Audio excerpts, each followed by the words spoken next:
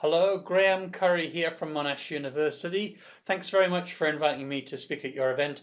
I'd very much like to be there, but unfortunately we have a national conference where I'm speaking at the same time. So I've been asked to talk about buses, improving buses in Melbourne from a local government perspective. I'm going to talk about the need for buses and also what local government in particular can do about this. Well, buses are very important to the city because more than 2/3 of all residents in Melbourne have a bus as their local public transport, not a train or a tram. It's because they cover such a larger part of the city. This is a problem for Melbourne because the service levels are pretty low. When we measured them a few years ago, 2006, quite a long time ago, it was about 40-minute headways. Buses come every 40 minutes in the peak and 50 minutes off peak. It's improved since then to about half an hour, but the service spans and the level of service is still very low. There were gaps when we measured this in Melbourne. That's the network on weekdays, and that's the weekend services. It's improved since then, but it's still a problem for Melbourne. There's also a great deal of inequity in the distribution of transport available for people in Melbourne.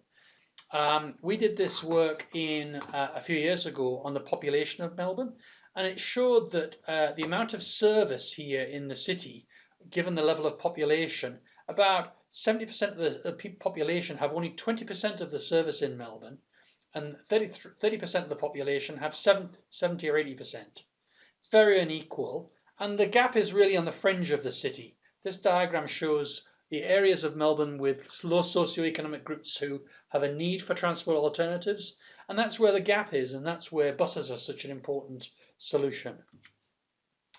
When you ask passengers what they want for improved buses, it's very clear. They want reliability, more coverage at nights and weekends of services, and improved frequency. And frequency is a really big issue because we've got very low frequency buses in Melbourne. This is a study we did of bus services in Australia, and as you can see, the amount of ridership we get on this access completely varies according to the amount of service provided. And when you look here, you'll see a lot of Melbourne bus routes are at the lower end here.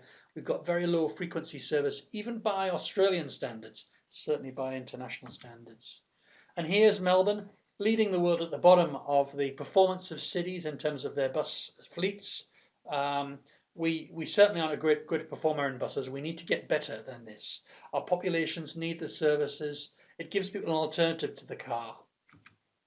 And in fact, Australia has a very big problem in this area, and Melbourne in particular. This is a graphic from the Infrastructure Australia report recently published about Melbourne.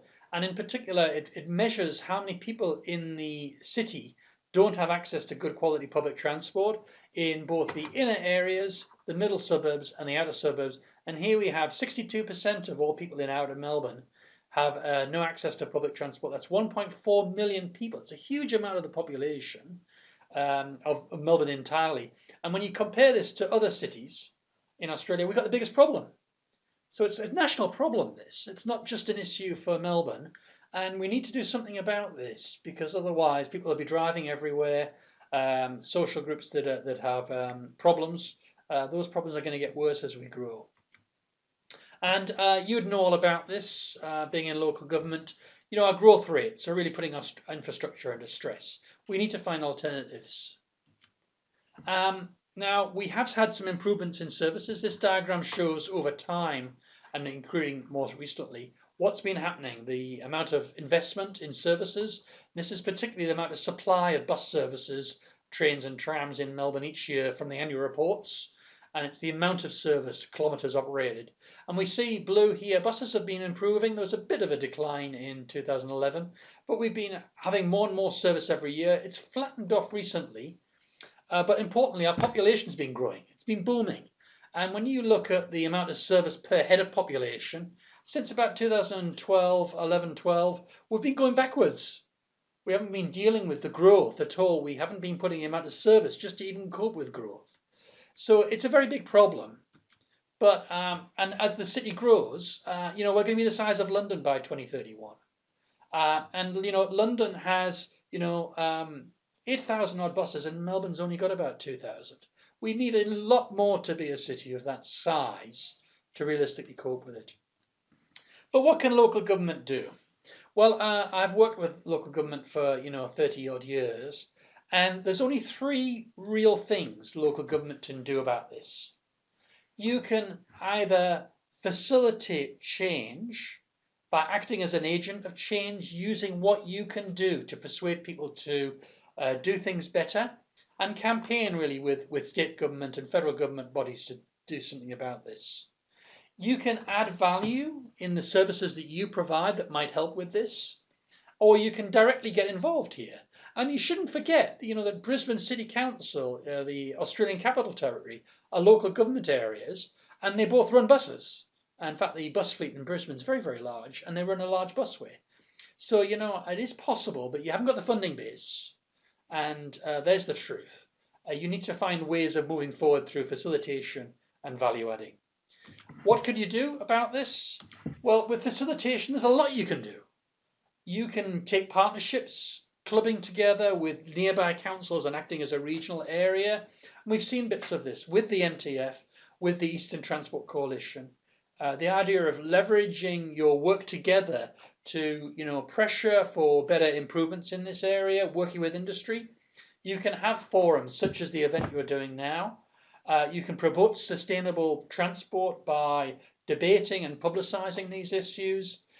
You can advocate for particular projects. I know a lot of you are talking to the inquiry on the North East Link. Or you can act as a local agent for change by holding advisory groups, asking the bus company to come in and talk to local people sort of once every 3 months or so. It frees things up and you all learn a bit about what's happening. And I think it helps you train your staff about the types of things that you can do. Also, you can add a lot of value by having your own transport plans, using those to integrate with what the state does. You can build the skill base of your employees and your councillors so that they understand the issues and can talk to the local government and also with local communities. And you can encourage activities of council that would help with buses, reducing parking requirements in developments, travel behaviour change programs to encourage better bus usage. And a great example is you all run libraries and you have great access to the public, better access than the state government really. And you can promote timetables and improved information, working with the operators, and then undertake your functions more sustainably. What do you do now to encourage staff travel by buses? So that's my opinion here. I think local government has an important role here. You're closer to the needs. I wish you every success with your event because I think really Melbourne needs much better bus services. Thank you very much.